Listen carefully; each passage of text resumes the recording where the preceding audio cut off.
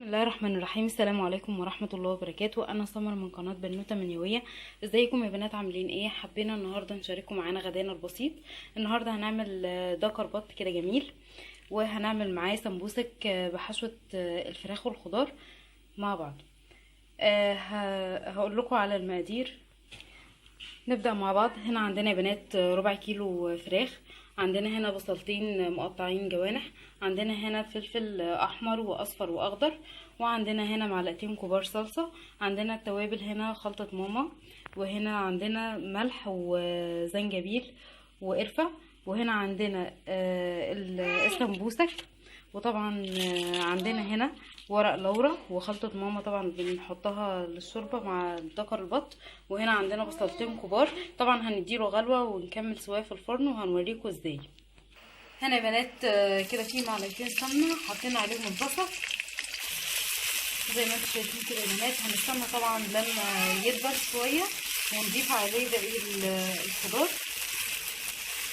واوريكم هنعمل ازاي.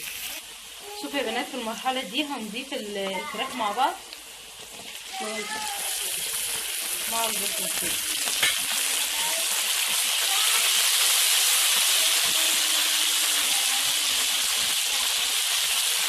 هنستنى لما لونها يغير وبعد كده نضيف الفلفل الالوان. شوفوا كده يا بنات اللون اللي احنا وصلنا له ده وشكلها كده. هنحط لها بقيه الخضار كده. هنضيف الفلفل الاخضر والاحمر والاصفر. بصوا يا بنات كده بعد ما ضفنا الفلفل الالوان هنضيف، حطينا الزنجبيل والقرفه وشويه الملح وحطينا توابل الخاصه بماما. هنبدا ان احنا نقلب.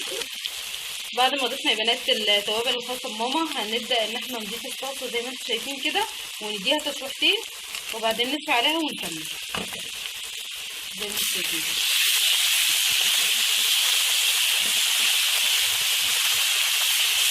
طبعا علشان البخار بس لازم افصل علشان نشوي الفيديو. شوفوا كده يا بنات بناخد واحده من رقائق السمبوسك ونحط الحشوه.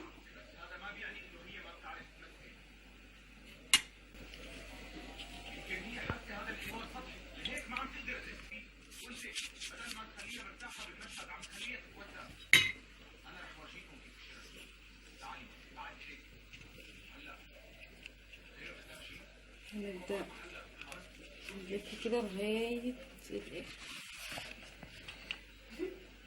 طبعا هنخلص كل المقدار اللي عندنا وارجع لكم تاني. شوفوا كده يا بنات، نبدأ نجيب الطرف ده كده ونتنيها كده الناحية التانية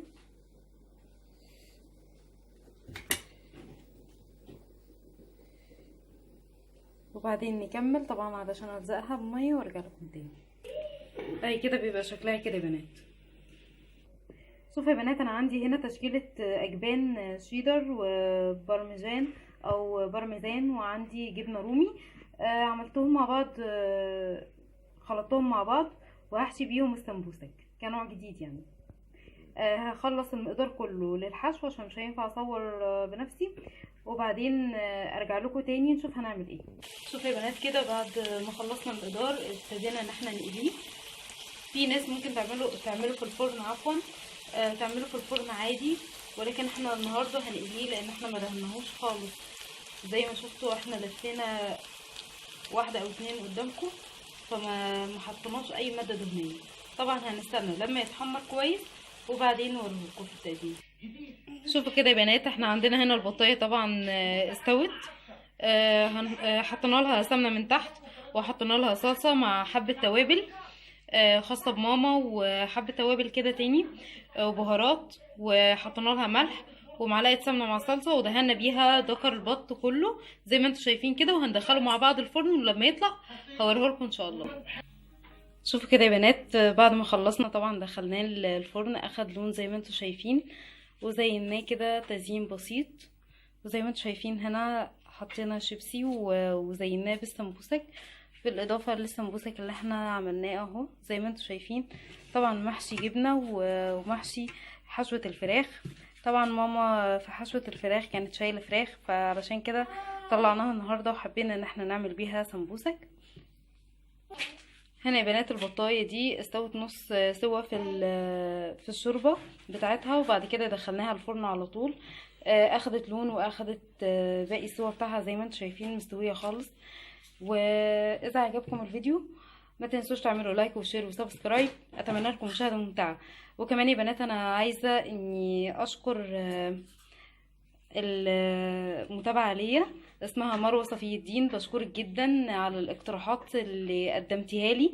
ميرسي جدا ليكي يا حبيبتي. وكمان استاذ اسامه عمر، حابه اني اشكرهم. شكرا ليكم جدا على التعليقات وعلى الاقتراحات اللي اديتوها لي وقلتوها لي.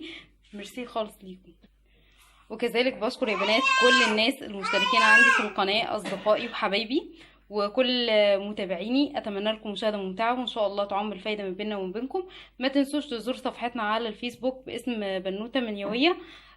اتمنى لكم مشاهده ممتعه ان شاء الله واوقات سعيده. ما تنسوش تضغطوا لايك وشير وسبسكرايب وتضغطوا الجرس اسفل الفيديو لكي يصلكم كل جديد. والسلام عليكم ورحمه الله وبركاته.